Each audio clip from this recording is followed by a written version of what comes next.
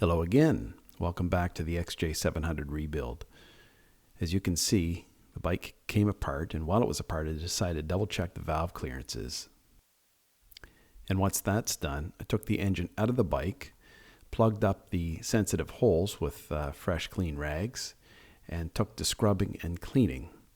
I also took the time to file down any gouges that were in the engine cooling fins, as they play a vital role.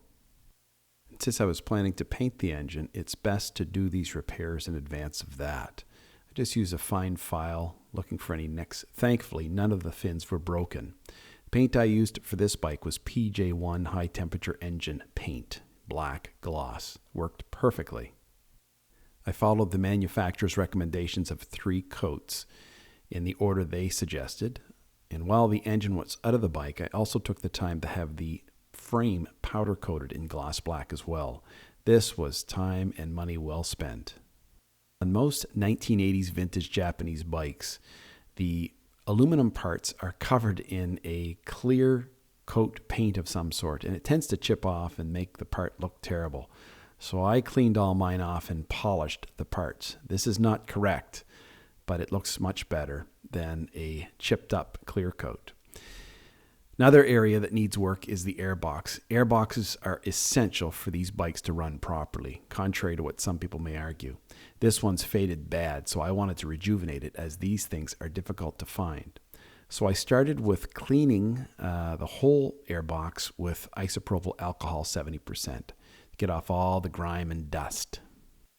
Years ago, I learned or read about mixing up linseed oil and paint thinner to restore black plastic parts. It's not a permanent fix, or 100% fix, I guess is a better way to put it, but it does a great job, and it allows the plastic to sort of rejuvenate its color a little bit.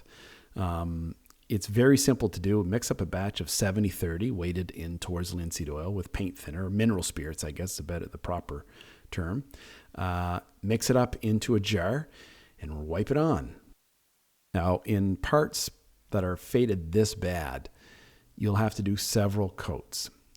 Put on a coat, don't wipe it off, just let it sit there wet, put it on a bench somewhere, let it sit overnight. The next day, come on, put another coat. You do this over and over again till you get the dark, rich color you're looking for. In my case, it took 7 days.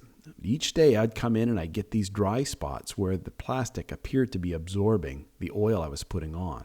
The wet spots, not so much. So, reach in with my rag, put on another coat. I have to be careful about oily rags. There's always a flame hazard there, so read and understand the risk associated with that, even with linseed oil.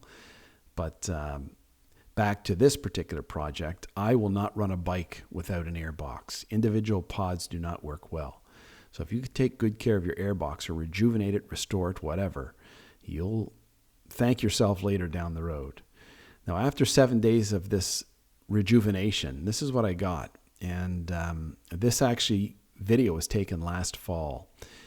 Today, it's still as shiny and black as this. So it's a cheap, effective fix. Now, from my experience, this does last quite a while. Every couple years, I'll just touch it up a little bit from past projects. So I'll bring out my jar. I always keep a jar of this stuff on hand and just wipe it down. It doesn't do an absolutely 100 perfect job, as you can see here, but it's the next best thing to buying a new part, in my opinion. Some people use heat guns, and that works as well. Part of the rejuvenation of the bike also includes cleaning up the harness. I removed the crispy old tape and put on fresh 3M harness tape, harness wrap tape. It's an electrical tape that tends to work better in these automotive applications. While I'm at it, I repair plugs. These plugs broken, you can use electrical tape to repair them, or you can spend a couple dollars and buy yourself a repair kit. In this case, it's a 2-pronged plug, and the kit comes with a tool to take the terminals out of the old plug and put it into the new one. Money and time well spent, and you'll thank yourself later when you come time to put the bike back together. All said, after this, I started reassembling the bike. And the next few videos, you'll see it come together and fire up. So far, so good. And until next time, thanks.